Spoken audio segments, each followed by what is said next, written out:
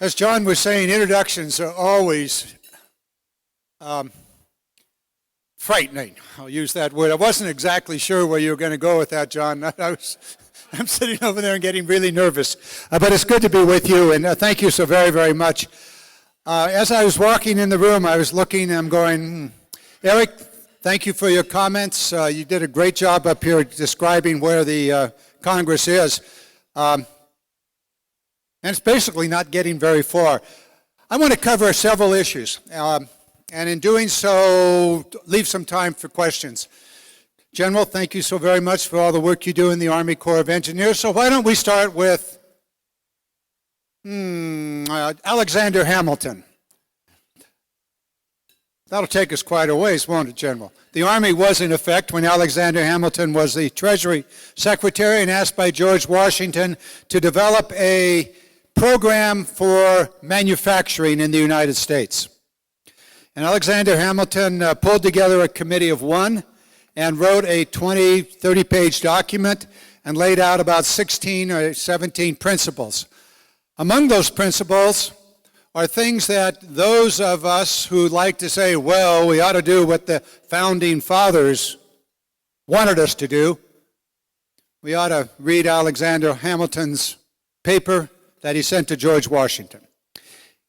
He said, among other things, that manufacturing is important, that the United States government ought to support manufacturing by buying American-made goods. Incidentally, George Washington refused to be inaugurated in a suit made in England. So one of the very first suits made in America was made for George Washington's inauguration. He also said that we need to support that manufacturing with an infrastructure. Specifically, he said the federal government ought to invest in ports, roads, canals. If there were airplanes around, I'm sure he would have said airports and the like. He said the United States ought to protect its industries and be sure that that the government does not give away economic advantage.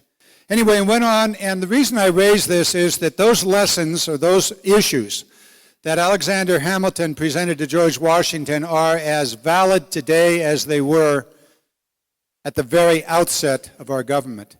And we really ought to pay attention to what the founding fathers, we would have been better off if there had been mothers around, but that wasn't the case then. Unless you think about Abigail, who had something to do with, I think, her husband. Anyway, here we are today. Years ago, we developed some strategies for California. And those strategies were best education, best research, make the things that come from the research, make sure you have the infrastructure in place, and then think globally. So I'm going to merge these two concepts, Alexander Hamilton and then some work we were doing on economic development in the 1980s. And here's how it's going to be done. It's going to be done with talking about the Water Resources Reform Act. It's a double R in this word. It is, in fact, signed by all the conferees, and I was a conferee. It'll probably be taken up by the House of Representatives within the next couple of weeks. And there's some very, very important elements in that for this group of people who are interested in the maritime industry. First of all, there are, over the next 10 years, a move to provide 100% of the money coming in from the harbor maintenance tax to be used on harbor maintenance, specifically on dredging. That's good news. Weren't able to do it in 1 year, so we have to do it over a period of years. Too long in my estimate, but nonetheless it's there. Secondly, as the General and his team knows, the 3x3 program that's been initiated, principally here in California, will become the way in which the Corps of Engineers will operate across the nation. Initial studies, $3 million in 3 years, done. You either get a chief's report or you don't, depending upon the outcome of the study. Instead of projects languishing for 3 decades, 3 years. General, you and your staff are getting it done in California, and I'm most grateful to you. You're actually making the 3x3 work. It'll become the national model, and you proved it works here in California and a couple of other places across the nation. So those of us that are interested in Corps of Engineers projects, think about Alexander Hamilton and ports, and even in those days, the role of the Corps of Engineers. There are other things in water that are very important. We're going to see additional chiefs' reports are approved by that bill, and some of them are here in this Northern California region. Most of them in the levee areas, and we'll see better flood protection across the Northern California region and also around the nation. There's some things that are troublesome, to me anyway, for reasons that probably have to do with the need to try to protect the Louisiana, the outflow of the Mississippi River in Louisiana. Some $15 billion may very well be invested in that area, making it competitive. Probably a project that should not have been built, but there's always some political reason for things to happen. Now, the other thing that's in water that was brought forth by many of you in this room is that, what do we do with the dredging spoils? Well, it used to be handy to take them out to the west side of the island out there and dump them, and hopefully the tide would take it out to the sandbar, which now is a problem, outside the bay.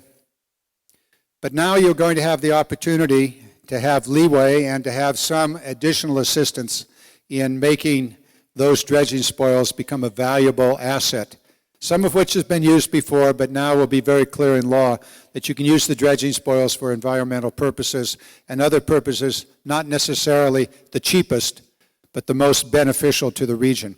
And so that's now in law. Many of you brought that to my attention, and it is going to be the law as soon as that bill is signed. So word is on its way, and that's good for all of us. But there's many, many more things we need to do on the transportation side. We need a new transportation bill. I am on the Transportation Committee, and Barbara Boxer introduced her version of the bill a few days ago.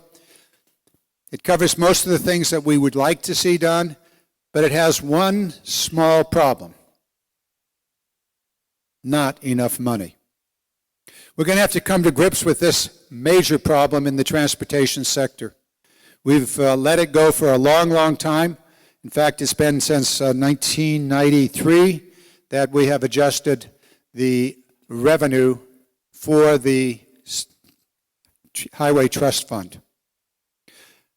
You want to take a guess whether Congress has enough courage to deal with this before the election? You don't have to guess. The answer is it won't. Will it deal with it after the election? Remains to be seen. But without adequate funding, it's going to be a major problem trying to develop the necessary programs to move the transportation system. I want you to think back about what Alexander Hamilton said about infrastructure and transportation. We've got a lot of things we need to do. If we're going to build the economy of this nation, we must invest in the critical issues that create economic growth: education, research, infrastructure, among the first three. Can we do it? We'll see. One of the other problems that we're faced with here in California is a serious drought. It's very real. I just flew in from Orange County a few minutes ago. Earlier in the morning, I gave a speech down there to about 1,000 people on the subject of water. Needless to say, the drought has made the BDCP issue much more in people's minds. And so they wanted to know about my view of the twin tunnels. And it's very simple. Stop the damn tunnels. It makes absolutely no sense. It is nonsense, in fact, and that's what I told them. You're going to spend somewhere between $25 and $50 billion on a project that does not create 1 gallon of new water, has absolutely no money to maintain the levees of the Delta, which under their own proposal would be used to provide half of the water for the system, has no money for storage, no money for conservation, no money for recycling, and in and of its own logic does not work. This is nonsense. Very, very expensive nonsense. Now, there's a way we can do this. I've been at this water issue for 40 years. And it's not my ideas. I didn't dream up the solutions. These happen to be solutions that are the state government's own plans that are now being ignored by the current administration so that they can build their grand tunnels, which, as I said, just doesn't work. The tunnels will carry 15,000 cubic feet of water per second. The Sacramento River, for 6 months out of the year, flows somewhere between 10 and 18,000 cubic feet of water per second past Sacramento. Now, twice in the last 3 years. Oh, not to worry, you say. Not to worry. We have the environmental laws that will protect the Delta. Really? Twice in the last 3 years, the United States Congress, by a majority vote, passed legislation that would eliminate all of the federal environmental protections for the Delta. The Clean Water Act and the Endangered Species Act. Gone. Not to be applied in the Delta. And one of the bills also pushed aside the California Constitution and all of the California environmental laws.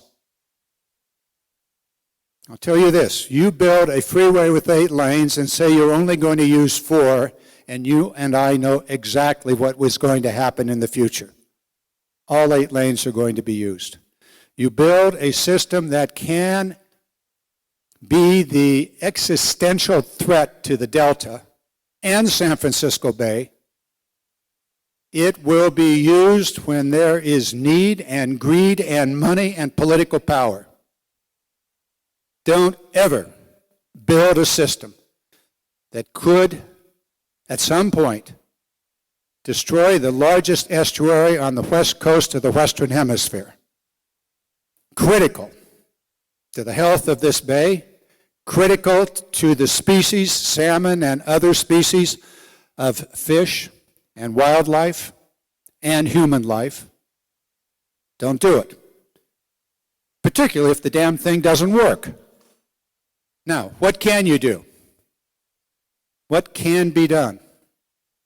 Take a look at what the California Department of Water Resources published 6 months ago.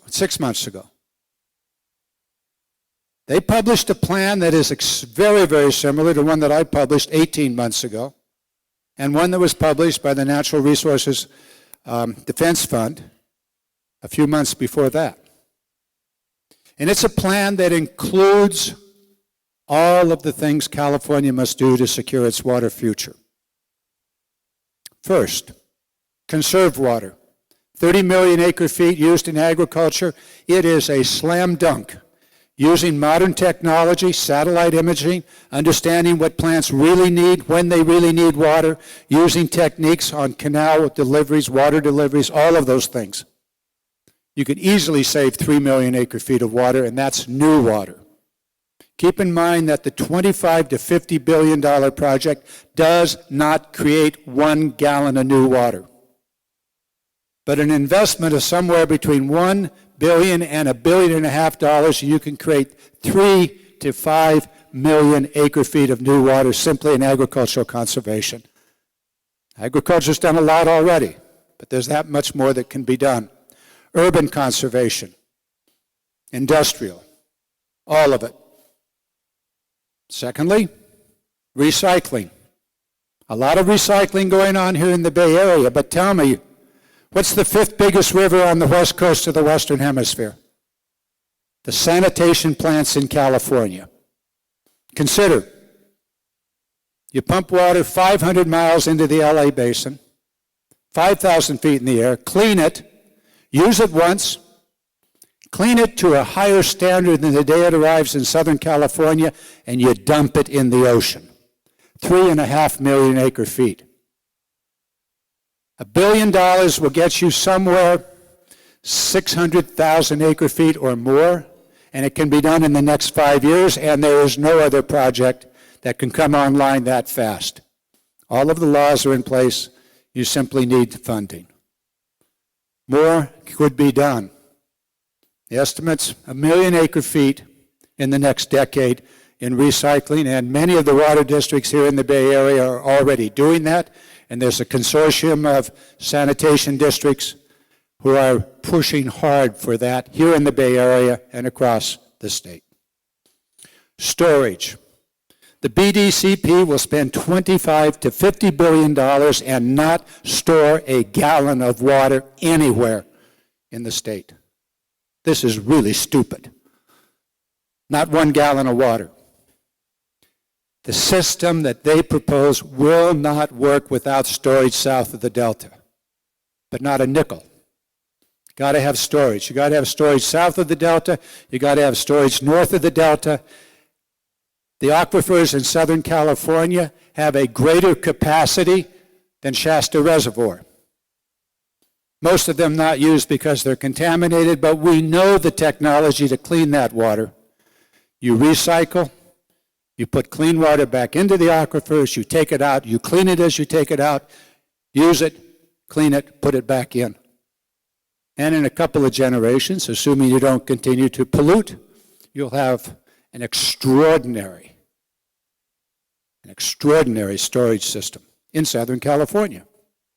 The aquifers in the San Joaquin Valley, south of the Delta, are heavily depleted and are a major disaster because they've been oversubscribed and they could be lost.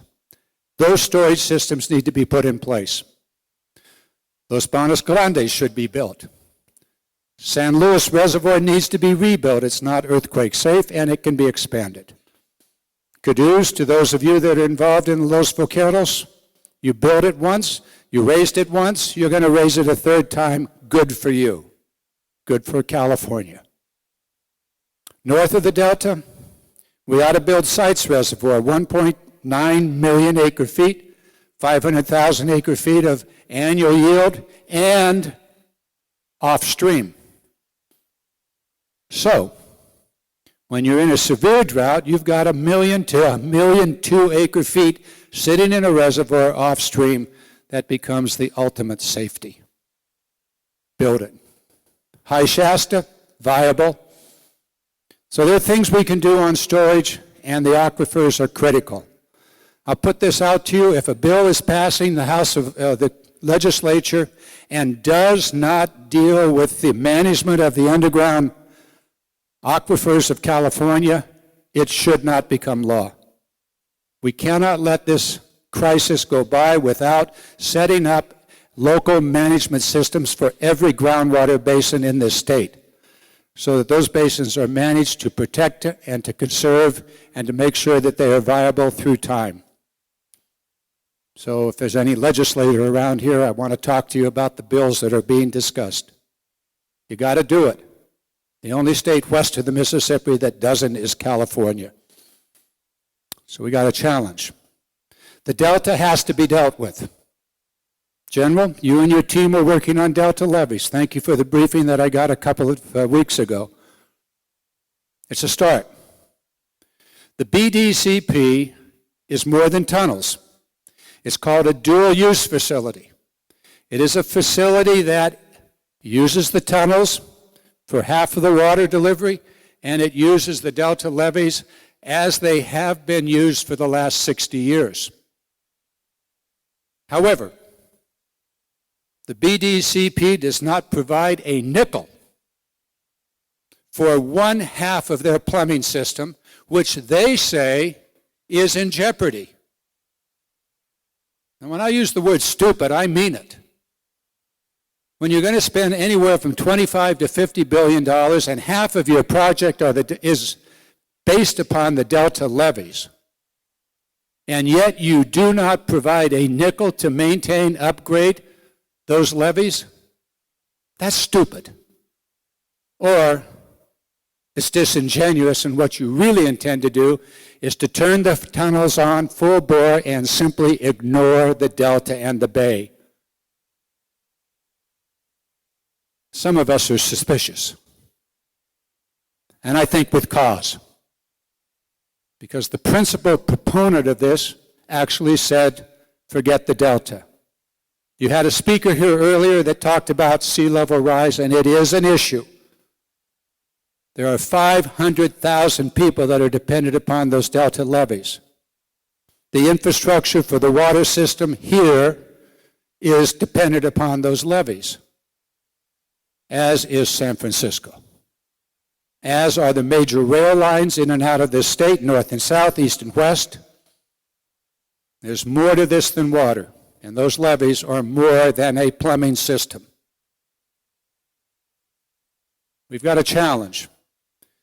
But my message is that we need to look at a water plan that serves all of California, one that addresses the future needs of this state, and one that creates new water. Now, those of you that are into this and may be keeping score, billion, let's say $2 billion for 3 million acre feet of water in conservation. Let's say $1 billion for 600,000 acre feet of recycled water. Let's say $3 billion for 600,000 acre feet at Sites Reservoir. And we will rebuild San Luis and add another 100,000 acre feet. Start adding it up.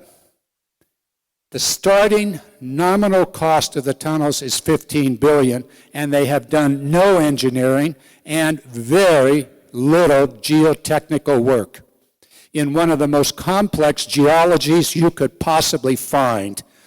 For the last eons, rivers have gone every which way through the delta, depositing God knows what, and certainly the state of California doesn't know. But they're going to start at $15 billion for their tunnels. Okay. You add up the program that I described to you, and you will get to $15 billion if you stretch.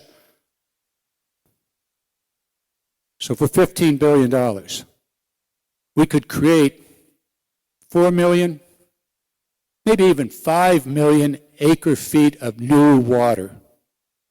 And we could set up a system that actually helps California when we have the next drought, which is coming. Hopefully we'll survive this one. There's going to be a lot of pain, no doubt about it. But we're going to need to look to the future here. And we need to build a system that has all of the elements necessary for this state's future: economic growth, social growth. We talk a lot about infrastructure.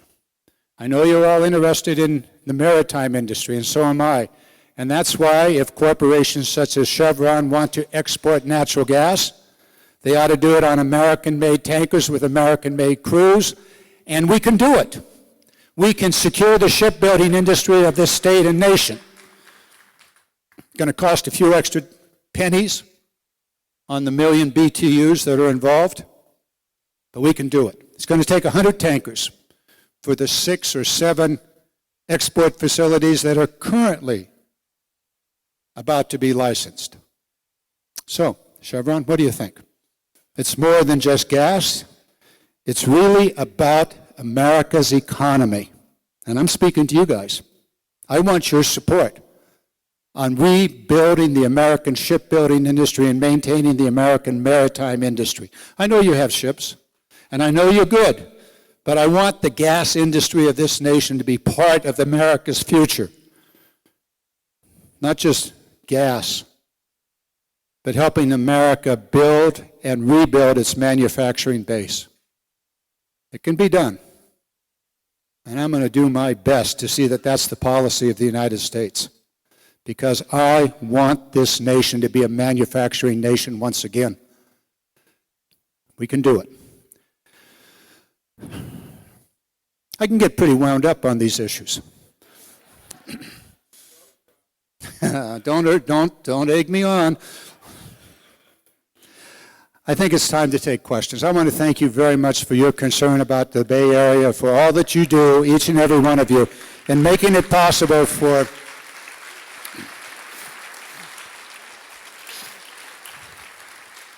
around this room are people that care deeply. You care deeply about this region. And I know Chevron does too. You guys have been here forever.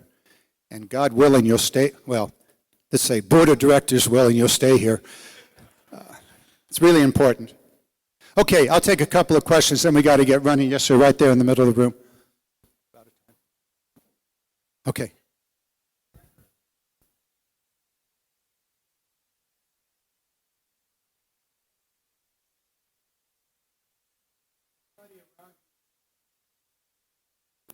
Just speak real loud. Somebody's coming up with a microphone. No, they didn't. It's a camera. Go ahead, real loud.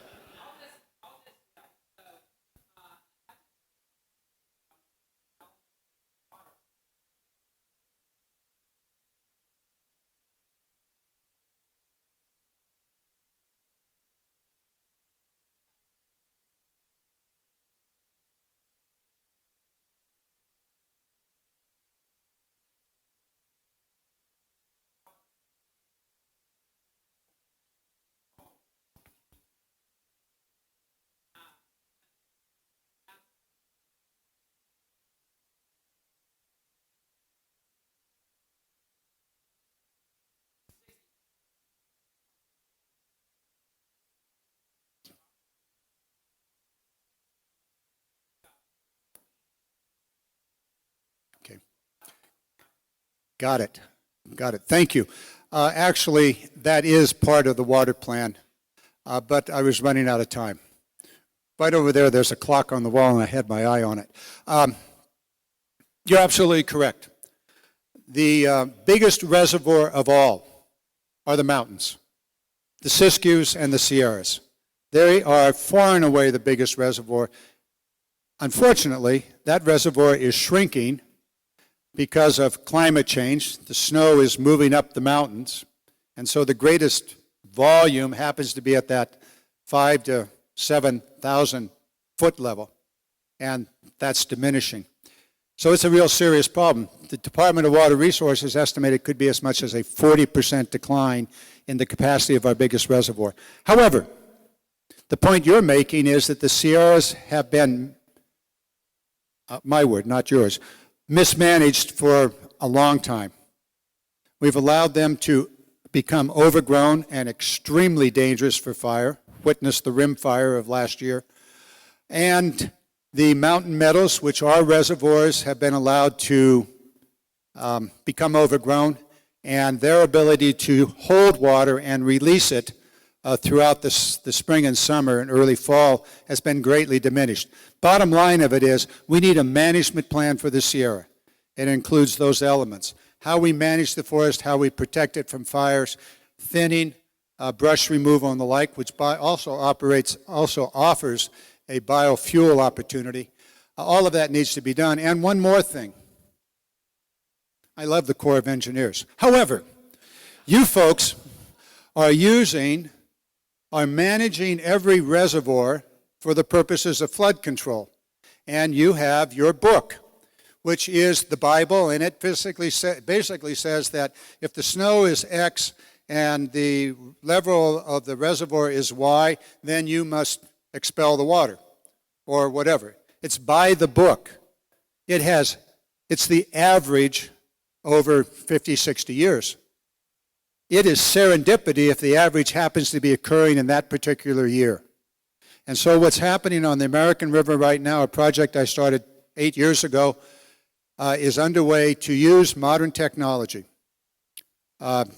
Satellite, radar, infrared, ground sensing, telemetry, and the like, a real neat algorithm, and manage the reservoir, in this case Folsom Reservoir and some of the upper reservoirs on the American River, in such a way as to reflect what is actually happening.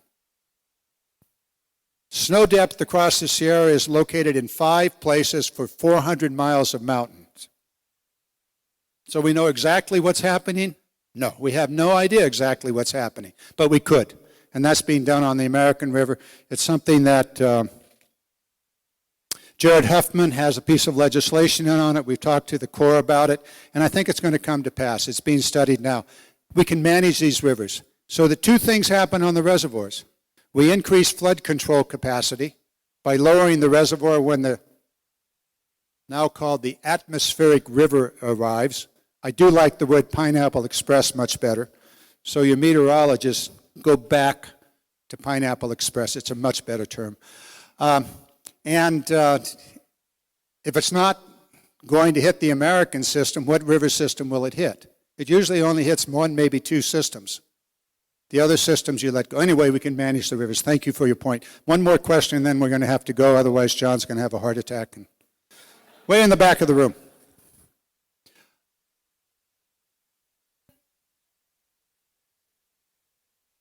Maintaining my platform on... I thought you said platform for sea level rise, which really isn't a bad idea.